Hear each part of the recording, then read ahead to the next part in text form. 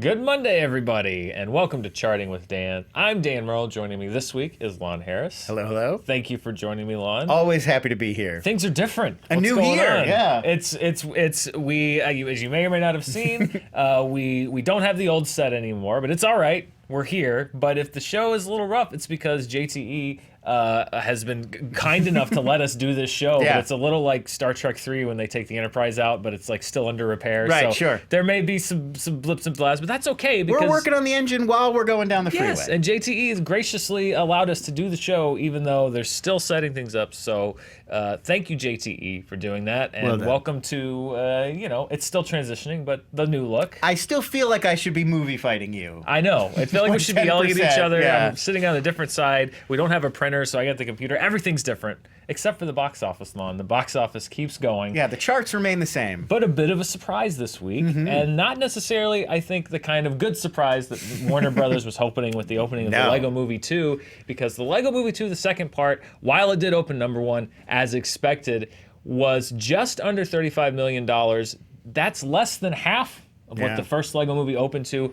Earlier projections were $50 to $55 million. Obviously, that's far below that. We were speaking earlier, that's why tracking is something that studios use, but not necessarily always the most reliable tool for what's going to happen in reality.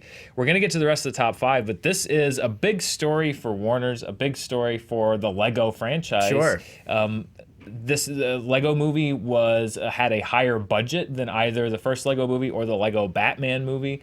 It opened far below both of those films, and I think the question now is, what's going on here, Lauren? Yeah. I mean, I don't know. My first thought would be, did they oversaturate the market a little bit? This is the fourth Lego movie. Yeah, and I mean, I feel like there was a lot of Lego stuff real quick. And not only that, but a lot of other properties and IP have sort of borrowed what the Lego movie was kind of doing. Well, Lord and Miller obviously took their feel attempted to Star Wars, but then into Sure. the Spider-Verse, Right, which and I mean- was very meta. It's kind of the same sort Yeah, of... and sort of like Wreck-It Ralph Breaks the Internet, kind of along the same lines. Even Emoji Movie, kind of along the same lines. I think there's just been a lot of content like this for families over the last few years. And, they might have gotten a little ahead of themselves. Well, I mentioned the other Lego films. Let's look at where this film falls, looking at Warner Animation, which, of course, the Warner Animation Group is what released this film. They're the ones As you can behind see, it. the first Lego film opened to almost $70 million. Lego Movie 2, less than half of that. But even about $20 million below the Lego Batman movie. I guess the good news being that it easily opened more than the Lego Ninjago movie. Sure. But There it you was go. closer to that opening than it was to the other films' openings. And then... Honestly, just looking at the posters right there, you can see Batman much more prominent in the first Lego movie. Yes. This time, I feel like they're selling Lego Movie 2 more on the strength of the first Lego movie. And maybe that was what helped them. Maybe those top two there got boosted by their association with DC Comics and Gandalf and these other huge characters they were marketing. And they, that's something that they mentioned in the film. If you look at how audiences reacted to it, they reacted about as well to it as far as cinema scores go. Critically, it was more of a muted response, but still a good response. Perhaps one explanation, I was reading stories about the demographic breakdown. The audience for this film, in addition to fewer overall people coming out, the audience for this film was 47% under 18 compared to 41% for the first one, meaning Right. the audience was made up more of, kids and young largely people, kids yeah. and young people. Perhaps that indicates that the crossover appeal that the first film had to, not just a kids audience, but a general audience. It seems like, at least in the opening weekend, it had a much narrower appeal than the first film did.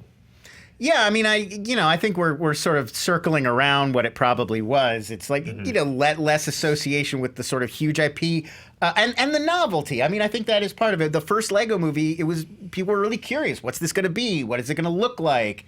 I also wonder if everything is awesome. It was a much bigger hit on the radio around the time of the first Lego movie. Yeah. They've sort of tried to replicate it with catchy song. Which I liked, Which but is a none good of them song. seem to, so far, have really caught the zeitgeist in the way Not the way Everything is is Awesome did. So, I mean, that probably boosted it, too. It was just people who'd heard the song and wanted to check the movie out. Well, for whatever reason, I think, number one, it definitely pokes a hole in the idea that the Lego franchise might be a long-lasting type thing for Warner. They're either going to have to, I think, reinvent some of it or go back to the drawing board a little bit because is there going to be a Lego Movie 3 now?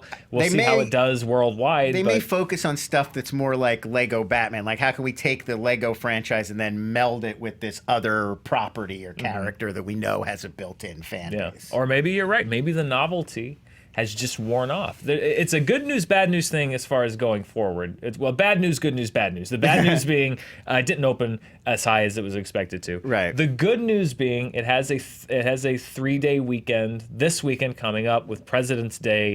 There's a lot of schools that are off. Sure. There's other competition, but not directly. Directly in the kids market.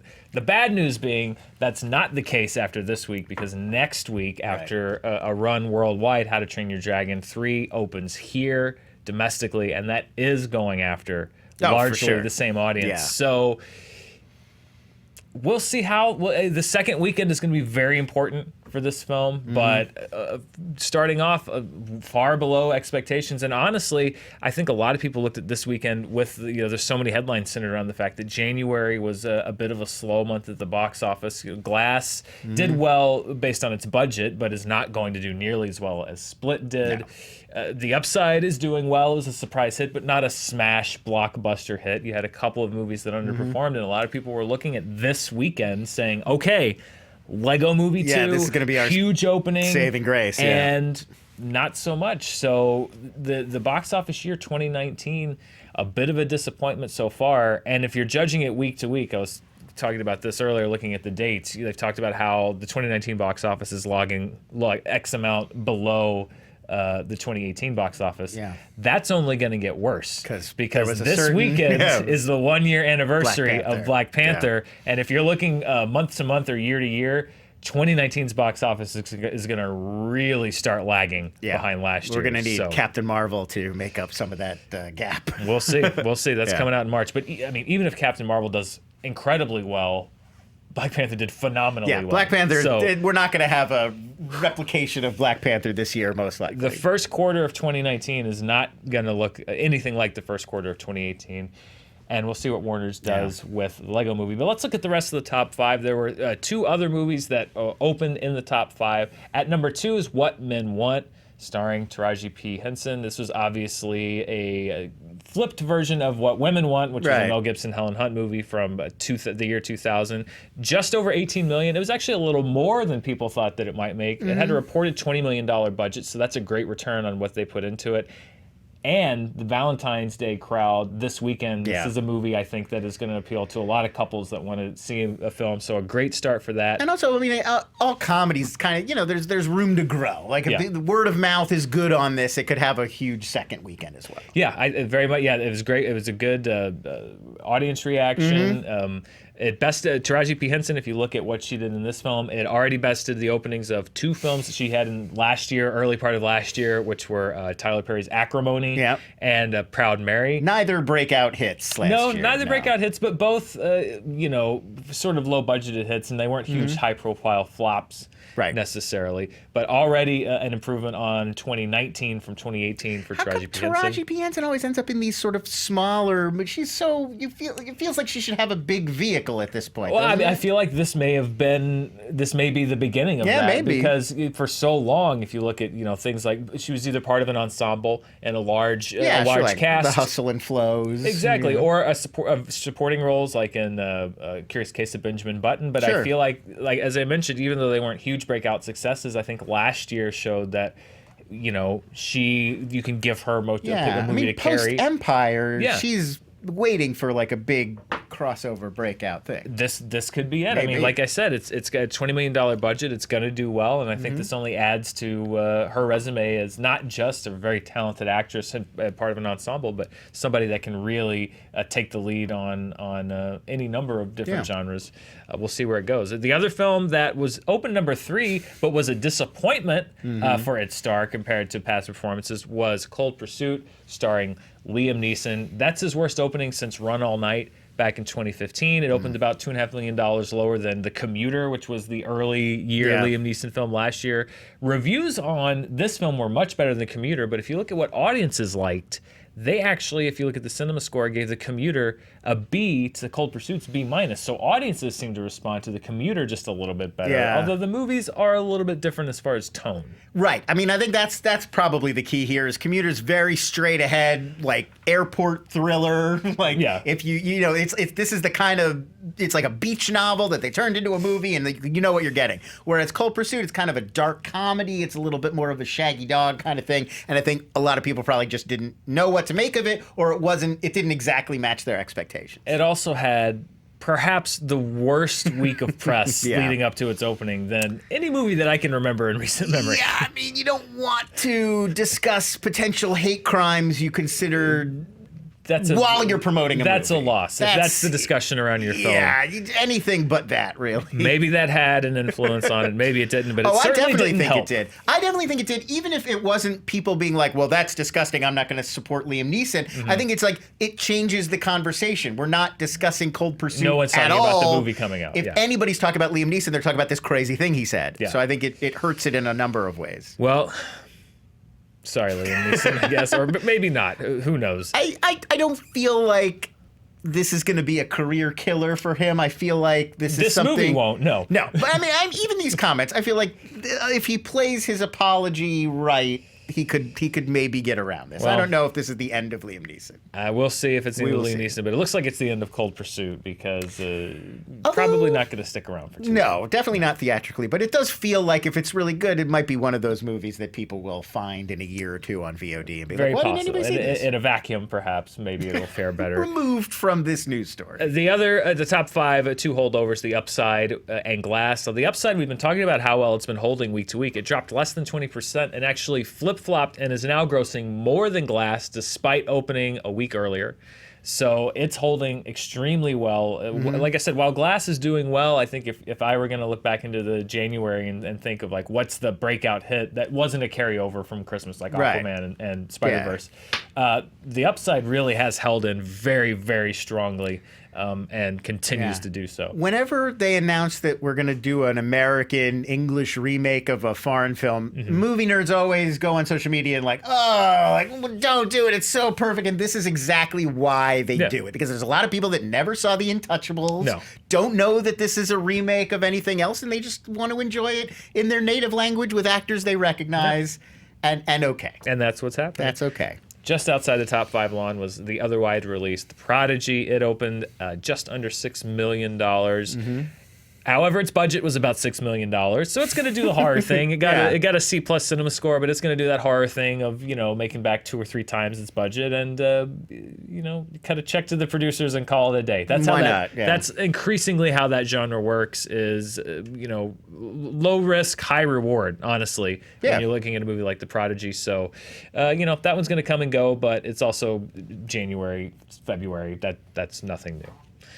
So, Lon, there is a movie that won the top per screen domestically, which is always great, but that's only a part of the story. So let's look at the top per screen first here in the U.S. It's a movie called The Wandering Earth from China. It was on 64 screens and ruled the box office as far as per screen. Wow. Domestically here, $26,333 per screen, which that's great. But Yeah, that that's not is easy to do. one tiny slice of the story because the real thing that you want to know about The Wandering Earth is that if you're looking at the global weekend box office, The Wandering Earth crushed the massively world. dominated. This is all just in China. Now, if you're looking at this graphic and you're saying, I don't recognize these movies, there's a reason why.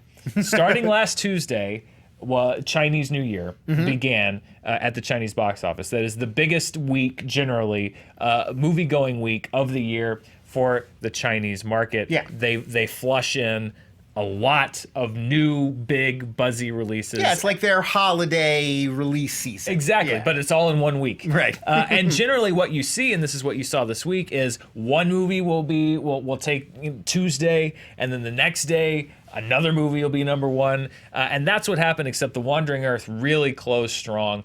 170. These are just the weekend numbers. Yeah. $172 million over the weekend. Crazy Alien, which is number 2, that's the film which started the Chinese New Year holiday at number 1 and then gradually faded. The Wandering Earth slowly rose up to number 1. Pegasus is a racing comedy. That is another film that opened over the weekend for the Chinese New Year. That is at number 4 there. And then 2 animated films, The Lego Movie 2 and How to Train Your Dragon: The Hidden World. But this is a rarity, actually, because if you look at this, the top 5 movies worldwide, of those 5 movies, only one of them is playing in theaters in America, domestically in the U.S. Yeah. And again, this is just, of course, it's special circumstances because of the Chinese New Year, because so many films in China did so well over the weekend. But if you ever want to point at how much of an emerging market movies are doing globally, you have 3 movies in the top 5 worldwide that were playing in one market, and you have another one in How to Train Your Dragon where the studio strategized to release it everywhere except the U.S. almost first. Right. That is great evidence of just how much this movie business is growing outside of Hollywood when you look at a graphic like that and see 4 out of 5 movies not playing in the United States. Yeah, we were talking about this a little before the show. I feel like we are very close to a time when it will just be normal for some of the highest grossing movies of the year to be from China. Yeah, and that's what's going to happen. It's not going to be strange anymore, even though we're so used to the top 10 of the year all being Hollywood films. Probably not for much longer. We've talked about before about, it's called a single region gross, basically meaning outside of the world, how much did a movie make in one single market? So one single market being just the United States or just China or just Japan. But usually it's just the United States and just China because we're the 2 biggest markets worldwide. Right. They're saying that The Wandering Earth, by the time all is said and done, could have the biggest single market gross of any film this year released anywhere, meaning it's possible that this film, The Wandering Earth in China, could make more there than Star Wars, let's say, does here. At the end of the year. That's huge.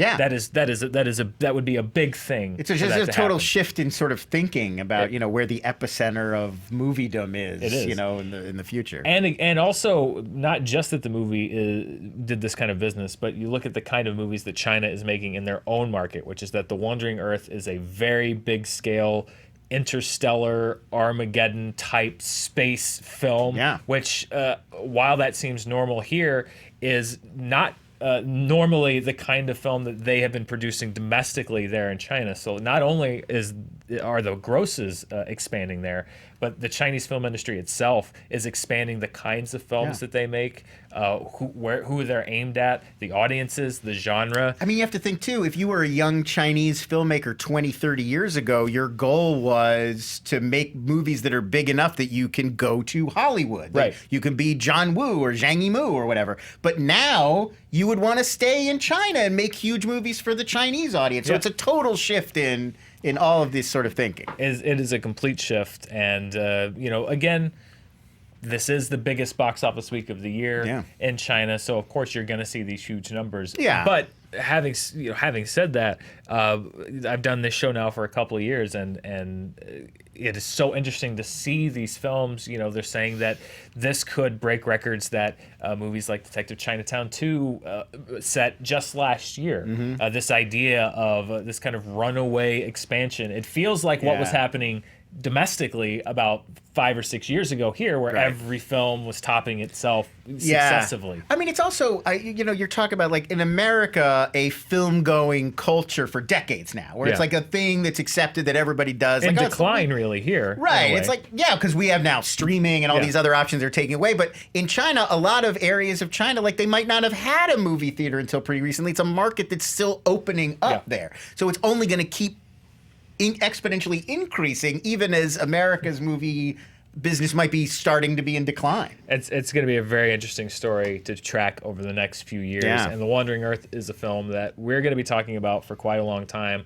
As a matter of fact, let's look at the top worldwide grossers of 2019, and you're going to see a very familiar name right up there at number 1, because look at that. Now, Some outlets, Lon, forward box office is always a little difficult to track because there's a lot of variance in the numbers. I've seen some reports of The Wandering Earth making 320, 340 million plus. Wow. This is just the figure that I, decided to stick with. It'll all even out over time. Right. It doesn't matter. After a week, less than a week really, in release, The Wandering Earth is now the highest grossing film worldwide. Glass, the number 2 grossing film worldwide. And then if you look at the rest of those, the Crazy Alien, Pegasus, and The New King of Comedy, which is from Stephen Chow, are all open last week and are all now in the top 5 grossers of 2019 worldwide. If you see Glass drop down, How to Train Your Dragon 3, technically it dropped down, but its gross is still doing very well. Escape Room, Dragon Ball Super, The Upside, and Extreme Job, which we've talked about on the show a few times, which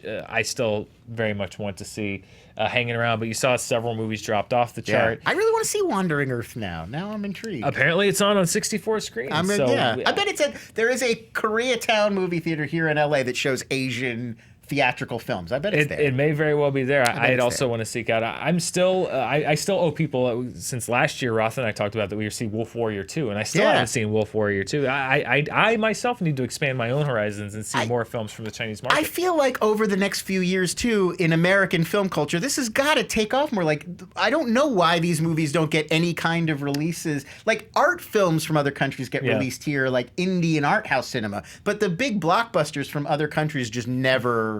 There's never really a big stateside release. They just assume Americans won't care. I think because so few Americans, myself included, have seen blockbuster cinema from China that perhaps the American market hasn't been exposed to it that much. I feel like art house films and foreign films, I feel like have for decades been sort of making inroads, but that could be another thing is as Chinese imports come in, and as we're American audiences are exposed to the big films from places like China, will those garner more of a following here in the United States? Yeah, I'm very curious to see if that's going to start happening because now that they're having huge budgets and there's no real reason other than Americans' aversion to subtitles that these movies couldn't and dub them. Never underestimate an American's dislike for reading, Lon.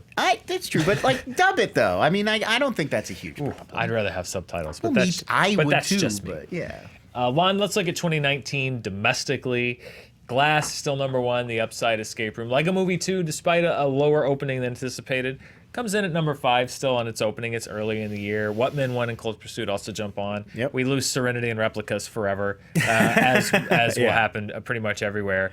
But this is the chart as it stands now. We have 3 films opening this weekend in wide release, all of them opening on February 13th, which is Wednesday, to get ahead of both Valentine's Day and President's Day. Exactly, Valentine's Day, President's Day. So you have kind of not one of the bigger holiday weekends of the year, but definitely with Valentine's Day falling on a Thursday and then President's Day the following Monday, you have an accelerated window. Yeah, of there'll movie probably more viewership, people I'd will go say. see movies this weekend than usually. 3 very different movies. You have Happy Death Day to You, which is opening on Wednesday. You have Isn't It Romantic? With Rebel Wilson. Which is a kind of rom-com, more of what you might consider a traditional Valentine's Day fare.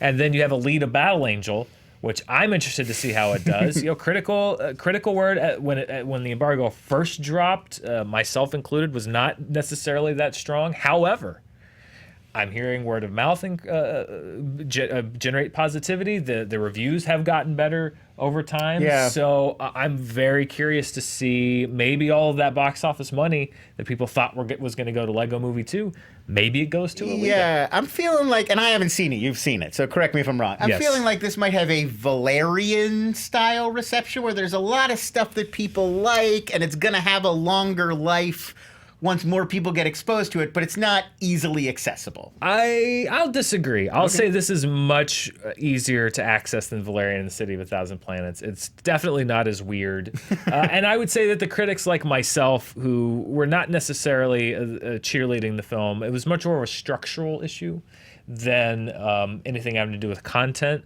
And I actually think that a general audience will probably enjoy this movie. So the question will be how many people go out to the theater to see it, and what do they think? It's just one of these big movies that's so weird and doing its own thing that it's kind of hard to figure out how people are gonna take it. You know, like I had the same thought when I knew going in that Mortal Engines was not going to do very well. It wasn't tracking very well. Everyone kind of knew, but at the same time, it's like there's so much stuff going on. It's such a crazy, idiosyncratic movie that it's like I wonder how people would take this. If that's they were the movie I kept exposed thinking to it. of when I was watching Alita. So we'll see. Well, there you go.